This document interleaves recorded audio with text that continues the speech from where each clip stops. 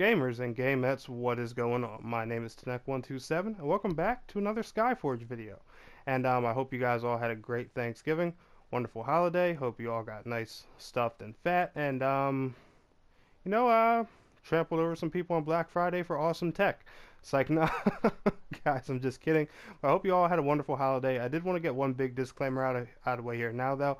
People do ask me from time to time why I record with my PS4 character or why that's used in some of my videos. That's because I do have OCD about my videos. I'm a bit of a perfectionist, and I like giving you guys the most educated, highest rated, just stuff that, to my ability as possible. So my PS4 character, as you guys know, is light years ahead of my Xbox character. So until my Xbox character is a bit more caught up, I'm probably going to use my PS4 character for some of these guides. But the Xbox One version is my main focus, is my new main platform and all that stuff. So don't worry about that. It's just because, there's more to show on my PS4 character. So that's why, that's why I use my, my PS4 character all the time. But with that being said, let's get into my guide for integrity and gear. So, what is integrity? How does it work? How does it upgrade your gear and all that stuff? Well, you're going to go to your bag, scroll right over here to item upgrades. And as you guys are going to see on PS4, I have a few mythical pieces. Now, keep in mind, guys, these guys work the same for, PS4, Xbox, and PC. The only difference is that stat replacement down there, that specific thing at the bottom right-hand corner. We're going to talk about that. That feature isn't on Xbox yet. I don't know if that has to deal with gear generations or if the feature has just not been added into the game yet. I'm not sure why it's not there, but that's currently not on Xbox. And that little thing actually does play a big part in why I prefer upgrading gear compared to just, farming mythical gear all the time. Now, as you guys know, gear has 4 rarities, just like every other MMO on the planet. You have green, which is your common, blue, rare, purple, legendary, or good stuff, and yellow, orange, epic, super, mythical, greatest thing in the world. Whatever title you want to put on it. They're all the MMOs and RPGs. They use that same formula. But what integrity is basically just the level of the gear that you're upgrading to get it to that next rank. So for example, my Brooch of Death here, it has 90% integrity. Whenever you get a gear piece, it's going to start anywhere between 0 and I think sometimes they could even have 100% integrity when you pick them up. I'm not sure, I have never personally seen that, but whenever I get a piece of gear, it always has a random percentage of integrity. Well, integrity, you need to get it to 100% before you can upgrade it to that next level. So if you want to upgrade green to blue, it needs to be at 100% integrity. And if you want to upgrade from blue to purple, it needs 100% integrity. And you have to go through that through every upgrade cycle. So whenever you want to upgrade gear, here's my 2 recommendations for it. Rule number 1, make sure it's of your current generation and required might level. Like for example, say you're on generation 1. Your required might level for generation 1 is 12,500, but the gear piece is a generation 1 with only 9,000 might. Do not do this unless it's a purple with 12,500 might that's generation 1. Like for example, this Brooch of Death here. You see how it's generation 3, required might 50,000. Well, if it said generation 3 and like 45,000, I wouldn't be working on upgrading this. So you guys, just so you know, make sure it always meets the current might and generation stat before you bother upgrading, because upgrading anything less, or at least in my opinion, is a waste of time. And secondly, make sure you're always happy with the stats, because one thing this does give you the option to do is have stats that you like that go good with your character or build. So if you're going to do all this grinding and farming and all that stuff, make sure it's stats that you're happy with. Say if you're a DPS and you want more damage, go for damage. If you're a tank and you want more defense or health or barriers or shield times, go for shields. If you want better healing, go for that. You guys get the picture. What suits you for your class, and your build and what you're trying to get out of that class, etc., etc. Now let's talk about how this works.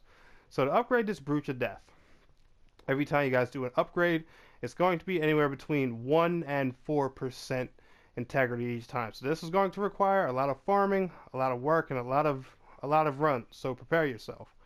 When I hit upgrade here, as you guys can see, it's going to cost me 30,000 credits, and 75 pure matter. Now, pure matter, I'm guessing the shape of it changes per generation. It's called pure matter on Xbox One as well in Generation 1, but it doesn't look like this blue square. It's like a green circular ball thingy. So when I saw that, that kind of took me took me for a shock, but they're the same thing. They're all called pure matter. Pure matter is what's needed to upgrade the gear. You can get pure matter from just farming gear, breaking down purples. I wouldn't suggest breaking down mythics unless you're really unhappy with them. Well, selling them, break them down, whatever, the same thing.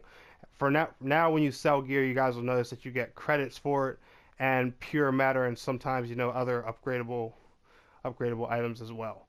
Now, to upgrade items to their next level, you're going to need marks of the assassin and marks of the judge. There's another mark too. I just can't remember the name of it. If we see it here, I'll show you guys. But the best places to farm marks and the best way to farm pure matter, I'm going to show you guys honestly, and this is my recommendation. Go under your Alien tab, go to Invasion, and find the best 3 or 5 man dungeon that gives you the most, that you and your friends can do the quickest. Now, it's always going to, be different for, per invasion and stuff like that, right? Like right now for Xbox, in case you're wondering, it's the one called Canter, Kanter for Generation 1. That's personally the fastest one. I can do that with randoms in 6 minutes or under, so to my opinion, that's the quickest one. But if you guys find one that's faster, do feel free to let me know. But like, say Icy Wasteland was the quickest for, marks of the sage and stuff like that. And keep in mind, another thing, guys, a lot of these too, they'll give you anywhere between 1 and 3 chests that also drop purple rarity gear and sometimes mythic gear that you can also break down to get more pure matter. So that way, you get stuff to raise your integrity while you're farming for, whether it's just, flat out mythic drops, mythic upgrades and stuff like that. The best way to farm mythic, period, guys, I'm going to say is 2 ways. Running invasion instances, dungeons or 3-mans, or raids. Anything that drops, massive amounts of gear. And I say raids mainly because the raids, they all have 3 and 4 bosses apiece. Every single one of those bosses, you're always going to get a purple drop or higher.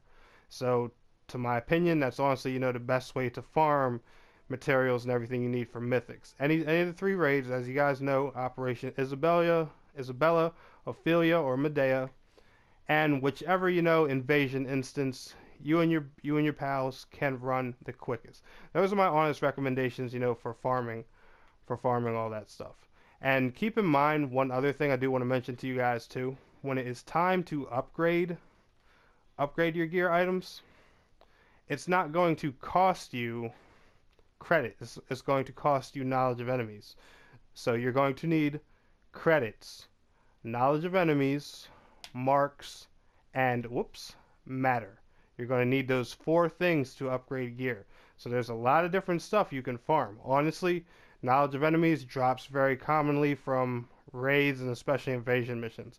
Invasion missions tend to give you chunks at a time. Like doing the open world areas is good, because they give you huge quantities for doing all those quests. But invasion missions, they're always going to be enemies that are, of your level and caliber for that current invasion. So they're always going to drop tons and tons, and especially, for you premium members that are getting double knowledge of enemies and stuff like that. That's really good for you guys.